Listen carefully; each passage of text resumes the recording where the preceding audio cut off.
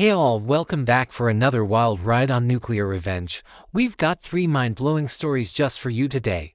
If you're into this kind of stuff, hit that like button and subscribe to make this channel even better. This first story is titled Cheating Wife and Cousin. I used to believe that if you just kept your head down and worked hard, the world would give back, maybe not in gold or glory, but in peace. A quiet house, a warm bed, someone who didn't flinch at your footsteps. But I was wrong. This town, it has long memories and short patience. Folks here smile like hymns and gossip like devils. I know because I've lived here all my life. Born to a father who drank himself into silence and a mother who didn't need words to break you. I thought I'd clawed my way out when I married Lena. We were 19. She was the girl every guy whispered about and every mother warned their sons against. Fast, sharp-tongued, dangerous. I was the quiet one. The one with grease under his nails from the garage and bruises he never explained. Somehow, she chose me. Said I was safe. Said I was solid. And maybe that's all I ever was. Solid. Like a wall you kick when you're angry because it won't hit you back. We built a life, or a version of it anyway. A run-down house on the edge of town.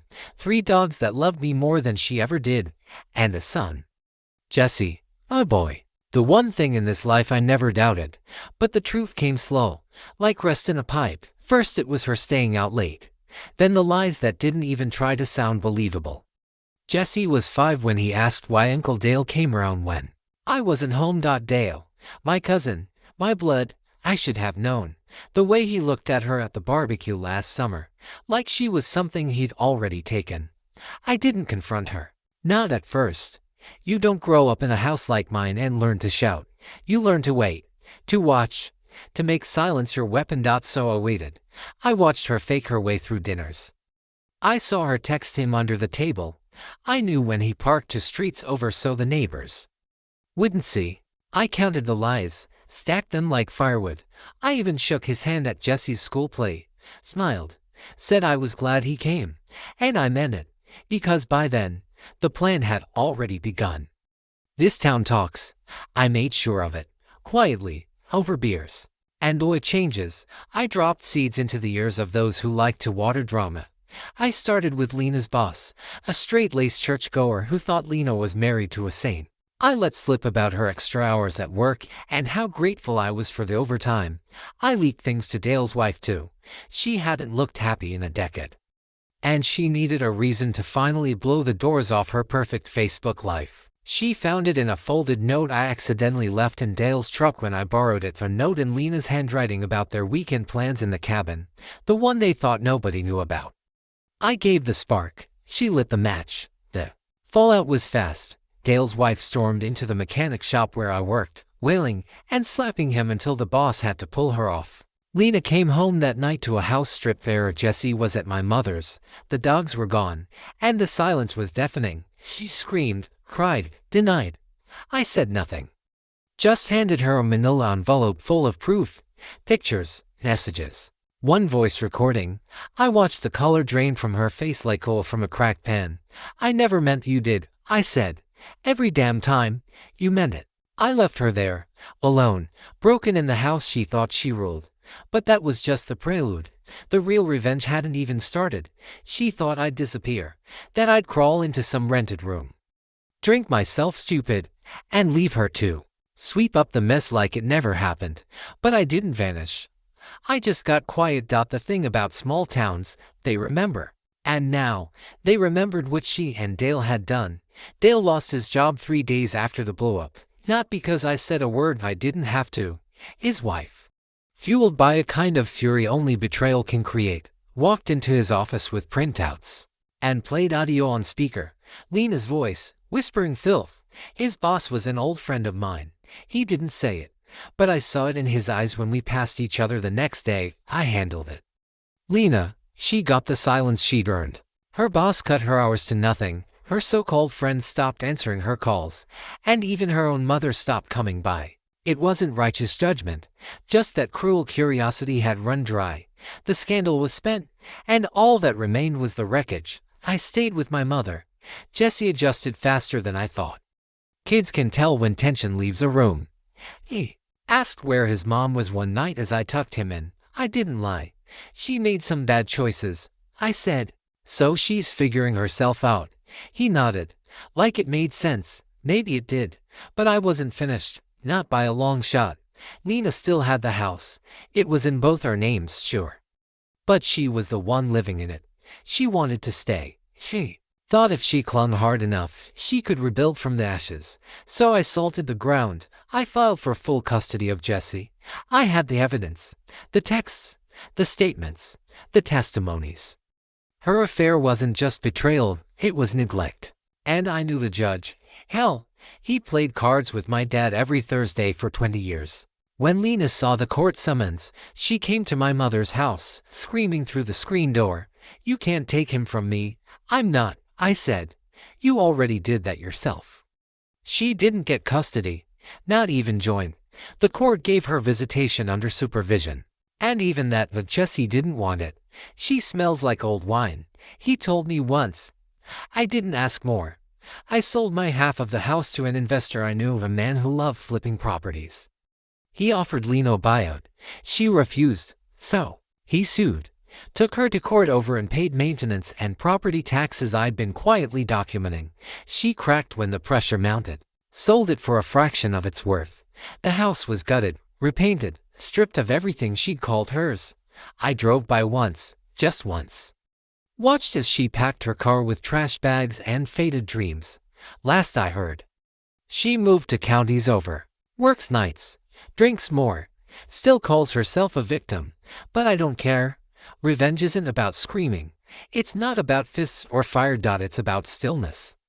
It's about letting the weight of every choice press down until the person who wronged you realizes too late that you were the storm they never saw coming. As for me, I still live in this town. Jesse's growing fast. His mom's eyes but not her shadow. I work, I walk my dogs, I sleep at peace. And every time I pass someone who knows the story, I see it in their face. They don't pity me. They respect me. Because I didn't just burn the bridge. I made damn sure they'd never find the river again. This next story is titled "My Brother Tried to Steal Our Dad's House." People think that when your parents die, the worst is over, but they don't tell you about the scavengers. My name's Paul. I'm a carpenter. Nothing fancy. I build what needs building and fix what's broken. I lived most of my life in the same town where my father raised me with hard hands and a soft heart. When he passed, it felt like the last real piece of this place died with him. My mother had already gone a few years earlier. After the funeral, it was just me and the old house on the hill, and my brother Caleb. Caleb wasn't around when Dad got sick. Said he had things to figure out. What he figured out was how to spend every dollar he didn't earn, bounce checks from 3 states, and show up drunk to our father's wake with a woman half his age and twice his cruelty. I didn't say anything then. I bit my tongue until it bled, watched him smirk through eulogies and fake tears, and stayed quiet when he asked if the house was still worth something. He didn't come to help clean it out, didn't lift a box or sort a single photo. But he came back 2 months later with a lawyer. Turns out, Dad never updated the will after Mom passed, which meant everything was split down the middle, 50-50. I got the tools, the truck, and the mortgage. He got half the house, and Caleb didn't want the house. He wanted money. He offered to sell me his half for twice the appraised value. I told him to go to hell. So he moved in, brought his girlfriend, a noise machine of a woman who thought she was owed every square inch. They turned my parents' bedroom into a studio, started charging rent to some half-wit friend who slept on the couch, and smoked inside the workshop like it was a dive bar. For 6 months, I lived in a war zone. I kept to the garage, where the air still smelled like sawdust instead of cheap perfume and stale beer.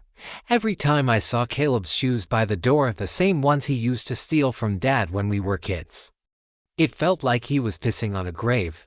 But I didn't raise my voice. Not yet. I waited. I watched. I let him think I was beaten, that I'd roll over, take a loan, buy him out just to get some peace. What he didn't know was that I'd been documenting everything.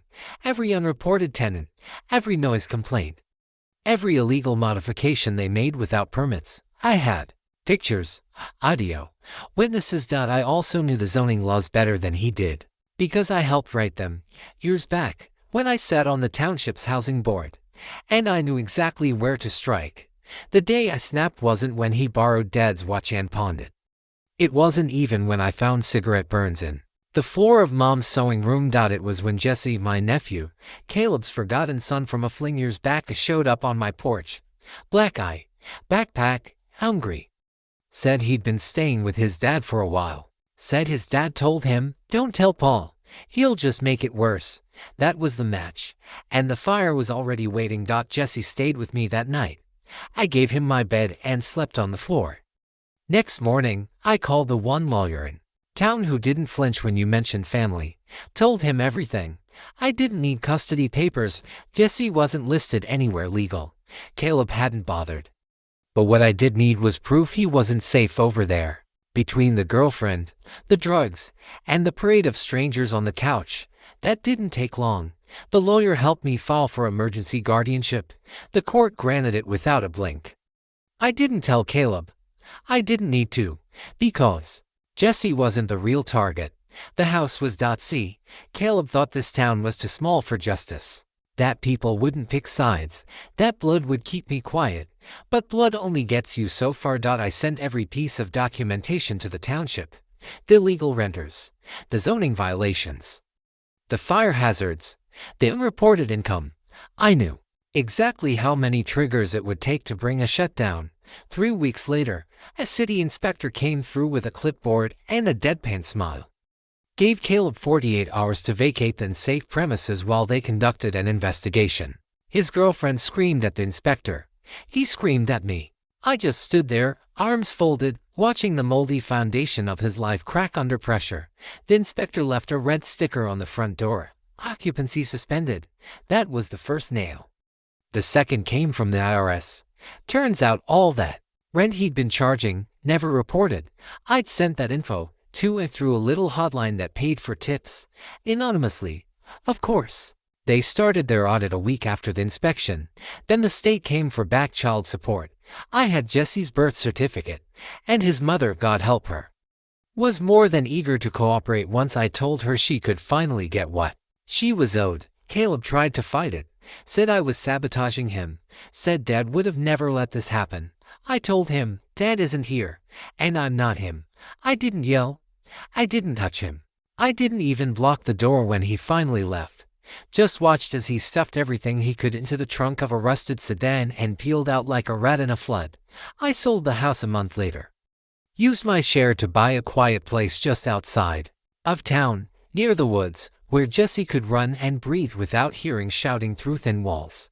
I kept the tools, the truck, and the peace. Sometimes I see Caleb at the gas station, looking like a man still trying to claw out of a hole he dug himself into with both hands. He never looks me in the eye. Good. Because I don't need an apology. Just silence. And I've finally got plenty of it. This last story is titled Husband's Ruthless Revenge. I was never the hero in anyone's story, not even my own. I never wanted the white picket fence, the golden retriever, the family dinners with too much laughter and not enough truth. What I wanted was control, precision, clean lines. I built a quiet life around that. My name's Nathan.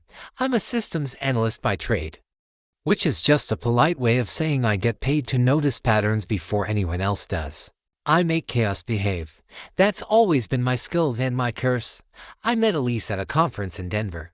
She was all light, fast-talking, red-lipped, dangerous in a way most people didn't recognize. But I did. I married her anyway. Because danger, when you understand it, is just another tool. For the first few years, we made it work.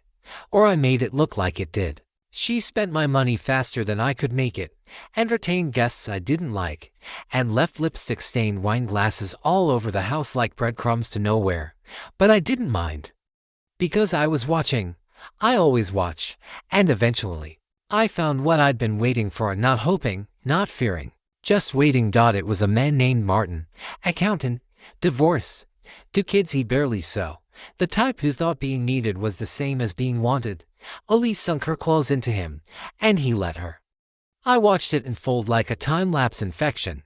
Texts hidden under pillows, weekend trips with the girls, a new lock on her phone. She thought she was clever. She had no idea who she married. I didn't confront her. What would be the point? Words are wasted on people who don't value truth. No, I documented 6 months of surveillance, photos, recordings, bank transactions. I built a dossier thicker than her makeup drawer. Then I waited. On our 6th anniversary, she kissed me with practiced warmth and told me she had a spa retreat planned for the weekend. I smiled, told her she deserved it. She left Friday morning. Martin picked her up down the street. I didn't follow. I went to his house instead. Used the key I duplicated the week before, while he was busy sweating over her in a motel 3 counties over. The key he didn't know I had, because Elise gave it to me by accident and left it in her coat pocket. I didn't steal anything, didn't break anything. I simply left behind enough of myself to be noticed. A shirt, a watch, a toothbrush with just enough DNA to raise questions. And one photo of me and Elise naked, together. Photoshop's a hell of a drug. When they got back, Martin would ask questions he couldn't see.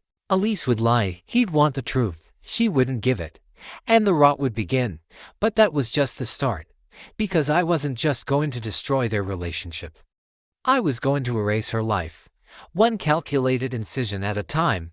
Martin cracked first. 2 days after their return, Elise came home with a broken wrist and a story full of holes. He lost control, she said.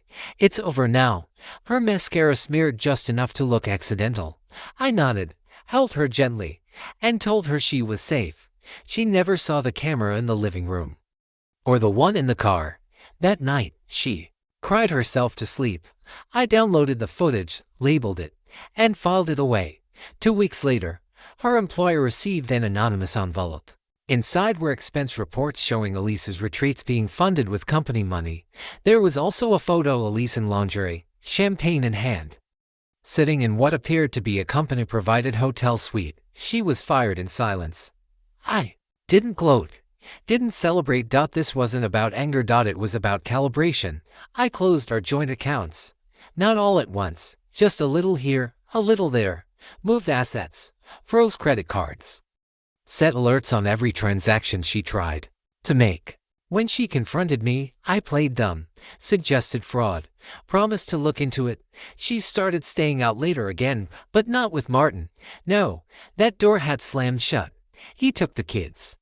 Filed charges, skipped town. Elise spiraled. And that's when I introduced the final phase. It started with a phone call of a tip to Child Protective Services.